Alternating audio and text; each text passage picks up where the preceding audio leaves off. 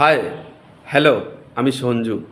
তো একটা কথা উঠছে, একটা রিউমার উঠছে যে রাজ চক্রবর্তী শাকিব খানের সঙ্গে কাজ করতে চলেছে। দুদিন থেকে এই রিউমারটা চলছে। বাট এবার কোন সিনেমাটা রাজ চক্রবর্তী শাকিব খানকে নিয়ে ভেবেছে, এই রিউমারটাও ছড়েছে। গতকাল থেকেই অনেক ভিডিও অলরেডি তৈরি হয়ে গেছে ইউটিউবে, অনেক পেজ থেকেও শুরু করে দিয়েছে যে সিরাজ উদ্দৌলা বলে যে সিনেমাটা এইচবিএফের একটা ড্রিম প্রজেক্ট, সিরাজ উদ্দৌলা, এই সিনেমাটাকেই নাকি রাজ চক্রবর্তী করতে চাইছে শাকিব খানকে নিয়ে। তো আসলে এই মশালাটা কী? তো দেখুন, সিরাজউদ্দৌলা বলে একটা সিনেমা, এটা ঠিক যে এইচবিএফ করার কথা ছিল এবং ডিরেক্ট করার কথা ছিল রাজ চক্রবর্তী। তখন যখন ভেবেছিল, মোটামুটি অ্যামাজন অভিযান এসেছিল, তখন আমাদের ইন্ডাস্ট্রি মোটামুটি একটা পজিশানে ছিল যে একটা বিজনেস হতো, বড় সিনেমা করলে বিজনেস হতো। তারপরে অ্যামাজন অভিযান, হয়তো বা তারা যেই লেভেলে টাকা ইনভেস্ট করেছে আর যেই লেভেলে তাদের প্রত্যাশা ছিল, সেই লেভেলে টাকা ব্যাক করতে পারেনি। কারণ চাঁদের পাহাড় তো পাওয়ারফুল হিট করেছিল, কিন্তু অ্যামাজন অভিযান অনেকেই এখন দেখি গুগলে 40 কোটি 50 কোটি লিখা দেখায়, বাট আলটিমেটলি এটার কত কালেকশন কেউ জানে না। আমার মনে হয় রিকভার হতে পারে, বাট একটা যে তাদের প্রত্যাশা ছিল সেটা কোথাও গিয়ে পূরণ করতে পারেনি। তার ফলে তারা সিরাজ উদ্দৌলা বলে যে এই প্রজেক্টটা, সেটাকে কোথাও গিয়ে আটকে রাখে। আজকে দেখুন, তারপরে এইচবিএফের সঙ্গে কিন্তু আরও একটা বড় প্রজেক্টের কথা হয়, ধ্রুব ব্যানার্জি ডিরেক্ট করবেন। সিনেমার নাম রঘু ডাকাত। ওই প্রজেক্টটাও কিন্তু আটকে যায়, কারণ ওটাও একটা বিগ বাজেটের প্রজেক্ট।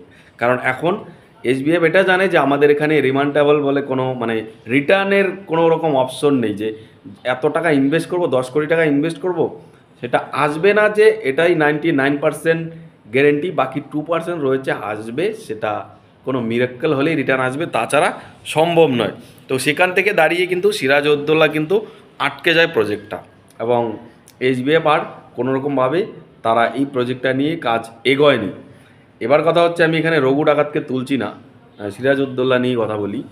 তারপর একদিন রঘু ডাকাত নিয়ে কথা বলবো, কেন সেই প্রজেক্টটা এখনও পিছিয়ে আছে। তো সিরাজ উদ্দৌলা হয়নি। এবার কথা হচ্ছে, সিরাজ উদ্দৌলায় বাংলা থেকে কাস্টিং কে ছিল? দেখুন, একটু আমি আপনাদেরকে থামিয়ে রাখি। এখানে কিন্তু তারা কোনো রকমভাবেই রিভিল করেনি তখন যে কাস্টিংয়ে দেব ছিল নাকি জিৎ ছিল। এটা কোনো রকমভাবেই রিভিল করেনি, কোথাও লিখেনি, কোথাও বলেনি, রাজ চক্রবর্তী কোথাও বলেনি। এটা ফ্যানরা, জিতের ফ্যানরা, তারা বলেছে যেহেতু এসবিএফ এত বড় সিনেমা করছে, সেখানে আমরা জিতকে দেখতে চাই। দেবের ফ্যানরা দেবকে দেখতে চায়।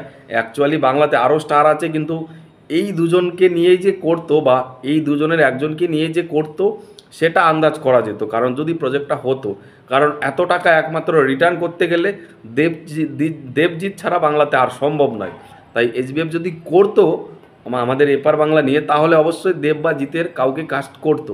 এটা ফ্যানরা ধরে নিয়েছিল, এটা কিন্তু কনফার্মেশন ছিল না। এবার যেই নিউজটা পাওয়া যাচ্ছে সেটা হলো, এই সিরাজ উদ্দৌলা এখন নির্মাণ হবে শাকিব খানকে নিয়ে। পাশাপাশি বাংলাদেশের কোনো প্রডিউসারকে কো প্রডিউসার করা দেখা যেতে পারে এইখানে, এবং বাংলাদেশের আর্টিস্টও থাকতে পারে, ইন্ডিয়ার আরও আর্টিস্ট থাকতে পারে, হতে পারে এটা যৌথ প্রোডাকশনেই কাজ। যেরকমভাবে তুফান নির্মিত হচ্ছে, ওরকমভাবেই হতে পারে সিরাজ উদ্দৌলা। বাট এটাও কিন্তু কোনো কনফার্ম নিউজ না। তাই অনেকে যারা বলছিলেন যে দেবজিতের প্রজেক্ট কেড়ে নিয়েছে শাকিব খান, শাকিব খানের পাওয়ার বেড়ে গেছে, হ্যান ত্যান, ওই ধরনের কোনো রকম কথা কিন্তু না। এখানে কাউকে ছোট করে কাউকে বড় করা ঠিক না।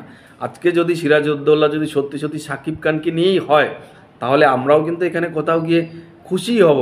কারণ আলটিমেটলি একটা এত বড় প্রজেক্ট যেহেতু এসবিএফ আগে থেকেই ভেবে রেখেছে, সেটা টাকা যেন আসে।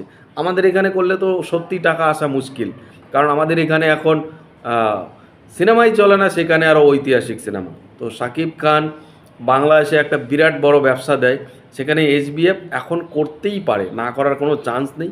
বা এরকমটাও হতে পারে, রাজ চক্রবর্তী শাকিব খানের সঙ্গে কাজ করছে সত্যি সত্যি, কিন্তু সেটা সিরাজ উদ্দৌলা না, সেটা অন্য কোনো প্রজেক্ট, এরকমও হতে পারে। আবার হতেও পারে যে সিরাজ উদ্দৌলা। বাট এখানে কিন্তু আপনারা আক্রমণ করবেন না। দেখুন, আমি একটা মশালা জিনিস, একটা মশালা আপনাদেরকে কালকেই বুঝিয়েছিলাম হয়তোবা। শাকিব খান ধীরে ধীরে কলকাতার এদিকে এগোচ্ছে। এর আগে যে সিনেমাগুলো করেছে সেখানে ফ্যানবেস সেরকমভাবে বিস্তার করতে পারেনি।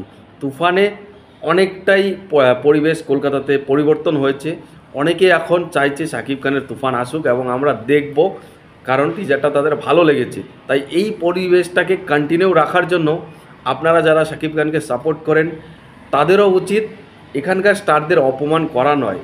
অ্যাকচুয়ালি আলটিমেটলি বাংলা সিনেমা, তাই এখানকার স্টারদের যদি অপমান করেন, যদি বলেন যে জিৎ দেবের সব মার্কেট কেড়ে নিচ্ছে, জিৎ দেবের সিনেমা কেড়ে নিচ্ছে, বাংলার সব ডিরেক্টর সব প্রডিউসারকে কেড়ে নিচ্ছে, তাহলে এখানকার অডিয়েন্স বিমুখ হতে পারে।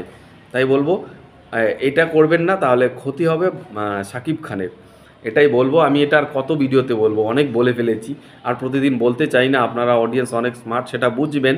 বাট আমি চাই এরকমভাবে বড় বড় সিনেমা হোক, এপার বাংলায় হোক ওপার বাংলায় হোক, কোনো দিন এটাও যেন দেখতে পারি বড় সিনেমা হচ্ছে এখানকার স্টার আর এখানকার স্টার নিয়ে। আমরা তো বেশিরভাগ দেখি যে যদি এখানকার বড় স্টার থাকে তাহলে ওখানকার হিরোইন থাকে, ওখানকার যদি হিরো থাকে তাহলে এখানকার হিরোইন থাকে। বাট আমরা কি এমন দেখতে পারি না যে ওখানকার টপ হিরো এখানকার টপ হিরো একসঙ্গে সিনেমা করছে, ওখানকার একজন ডিরেক্টর এখানকার একজন ডিরেক্টর মেধাবী কিছু করছে, ভালো স্ক্রিপ্ট হচ্ছে, দুই বাংলায় সমান তালে রিলিজ করছে। আরও একটা জিনিস, বাংলাদেশে কেন এই রুলসটা করেছে জানি না তারা কী কারণে করেছে। বাংলাদেশে আমাদের এখানকার সিনেমা ঈদের রিলিজ করতে দেয় না। দেখুন এটা ঠিক নয়। আমাদের এখানে তো এরকম কোনো রুলস রেগুলেশন নেই, যখন খুশি তখন এসে সিনেমা রিলিজ দাও, যদি সেন্সর সার্টিফিকেট থাকে। বাংলাদেশে তারা ঈদে কেন রিলিজ করতে দেয় না বাইরের সিনেমা, সেটা আমি জানি না। হিন্দি সিনেমা আটকাতে পারেন, কারণ যেহেতু ওটা বাংলাদেশ, পুরোপুরি বাংলা ভাষা। কিন্তু কলকাতার সিনেমাগুলো আটকানোর ব্যাপারটা আমি ঠিক বুঝলাম না। বাকি এটা নিয়ে আপনাদের যদি কোনো মতামত থাকে বা আপনারা যদি এই বিষয়ে জানেন তাহলে কমেন্টে জানাবেন। আর আমি চাই চলুক, দু বাংলা মিলিয়ে এরকমভাবে কাজ চলতে থাক। বাকি আপনাদের কি মতামত কমেন্টে জানান। টাটা।